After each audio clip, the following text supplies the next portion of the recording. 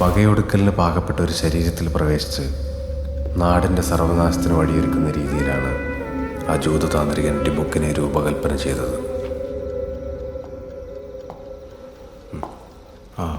അവരൊക്കെ എവിടെയാണ് ഫാദർ? വളരെ കാലത്തിന് ശേഷം മമ്മിയെ കണ്ടതല്ലേ, ആ സന്തോഷത്തിലാവും. നേരിൽ കണ്ട് സംസാരിച്ച് തീരാത്ത എന്ത് പ്രശ്നമായി ലോകത്തിലുള്ളത് അല്ലേ? അങ്ങനെ തീരാത്ത ചിലതുണ്ട് ഫാദർ. പപ്പയുടെ ദേഷ്യമൊന്നും ഇതുവരെ മാറിയിട്ടില്ല അല്ലേ മമ്മി? നിങ്ങൾ വിളിച്ച പിന്നെ ഈഗോ എന്ന് തണുത്തിട്ടുണ്ട്. എല്ലാം ഒന്ന് നേരെയാവാൻ എത്ര വഴിപാടാ ഞാൻ നേർന്നെന്നറിയോ?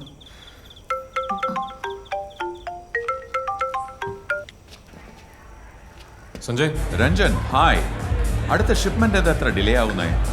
കൂടംകുളത്തു നിന്നുള്ള കണ്ടെയ്നർ ഉടനെ എത്തില്ലേ? അവിടെ സ്പേസ് ഉണ്ടാവും. അതും കൂടി അക്കോമഡേറ്റ് ചെയ്യാനുള്ള സ്റ്റോറേജ് സ്പേസ് നമുക്കുണ്ട് Sanjay. We are good. All right, but high level radioactive waste ആണ് ഇത്തവണ എത്തുന്നത്. You got be very careful. I know, I will handle it. Bye Sanjay.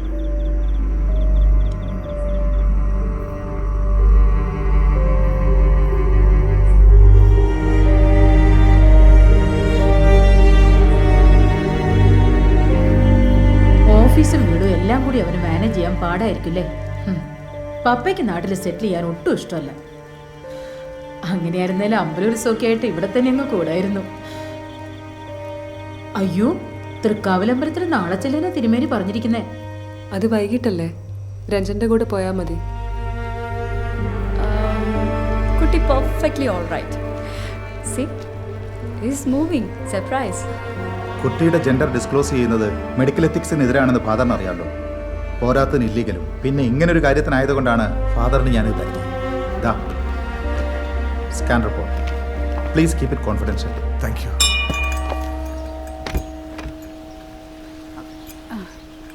साहब तुम्ही? रंजन. हाँ है साहब, अंदर है, बुलाओ.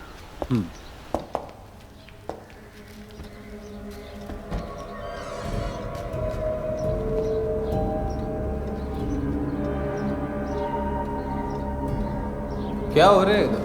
हाँ? काई नहीं साहब, इसका दूसरा जोड़ी ढूंढ रही थी.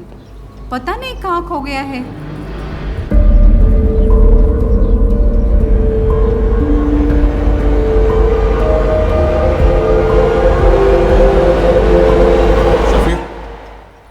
നമുക്ക് മുകളിലേക്ക് ഇരിക്കാം. മോഷി, കോഫിയിലേക്കാണ്.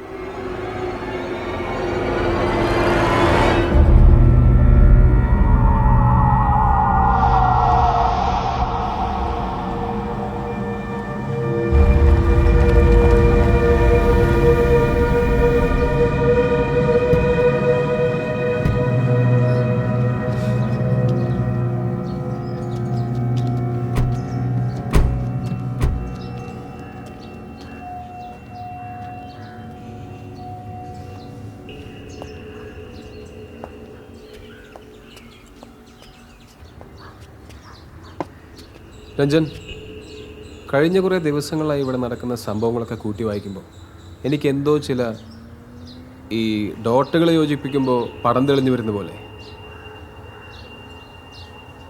ഇവിടെ ഇരിക്കുന്ന ആൻറ്റിക് സ്റ്റോറിലെ ബോക്സ്, അന്ന് രാത്രി രഞ്ജൻ കേട്ട ഫുഡ് സ്റ്റെപ്സ്, പ്രിയയുടെ മിസ്സിംഗ് ആങ്ക്ലെറ്റ്, പിന്നെ കേണൽ നമ്പ്യാർ തന്ന കംപ്ലൈൻറ്റ്. രഞ്ജൻ എന്നോട് എന്തെങ്കിലും ഒളിക്കുന്നുണ്ടോ? രഞ്ജൻ, നീ താഴോട്ട് ചെല്ലു, അവർ വിളിക്കുന്നു.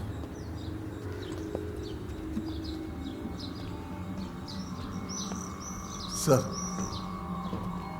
ഞാനിവിടെ വന്നതിന് ശേഷമാണ് കാര്യങ്ങളുടെ ഗൗരവം അവൻ പോലും മനസ്സിലാക്കുന്നത്.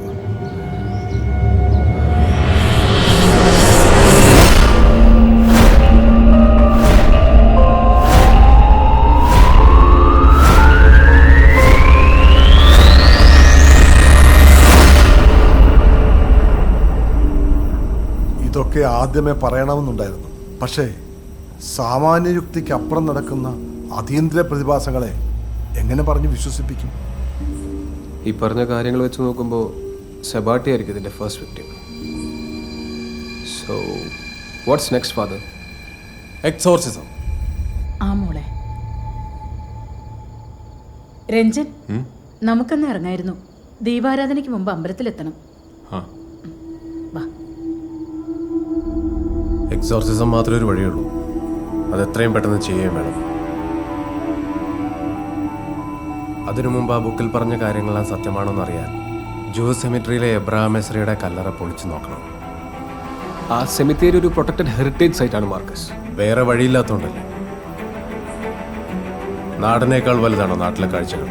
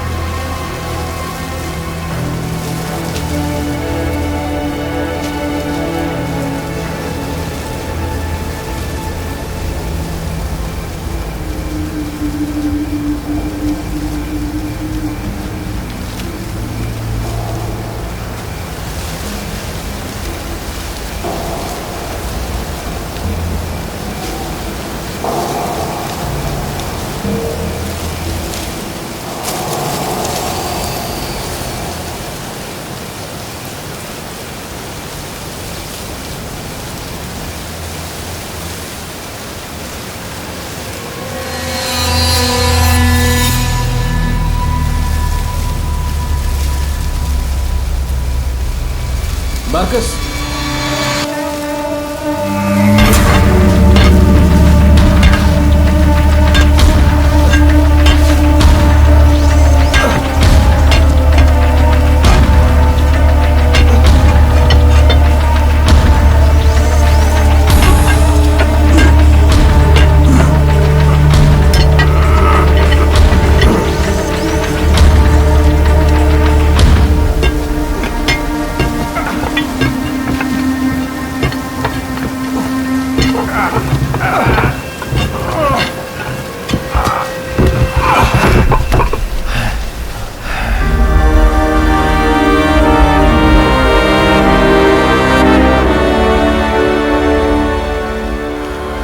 എസ്രയുടെ ശരീരം കടലിലാണ് ഒഴുക്കിയത്. പുസ്തകത്തിലുള്ള എല്ലാം സത്യം.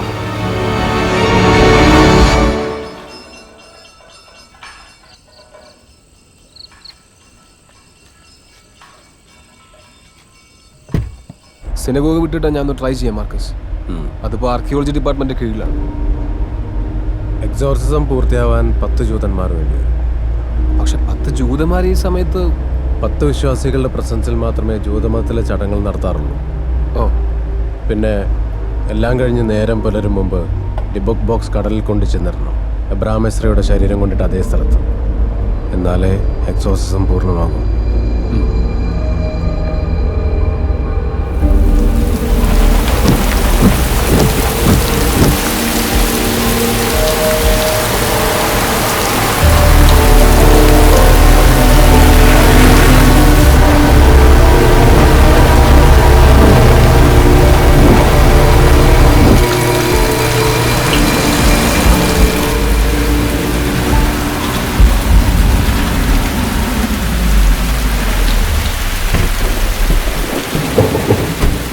രഞ്ജ, പ്രിയ അവിടെ.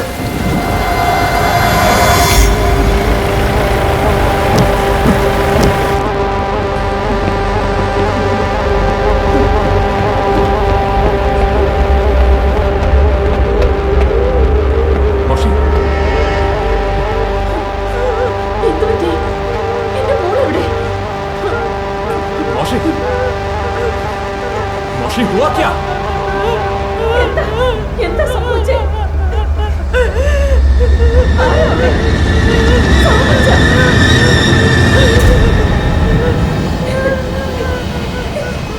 സമയമില്ല Ranjan, you are already late.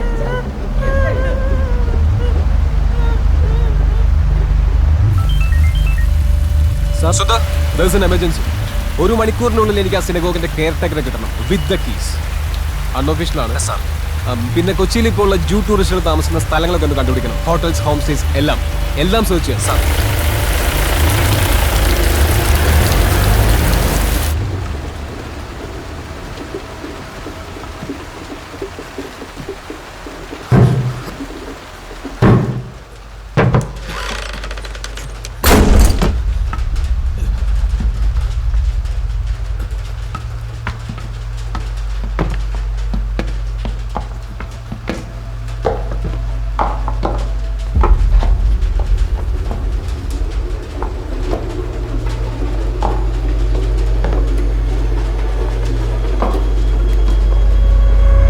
Ranjan, Ranjan, Shafeer, no!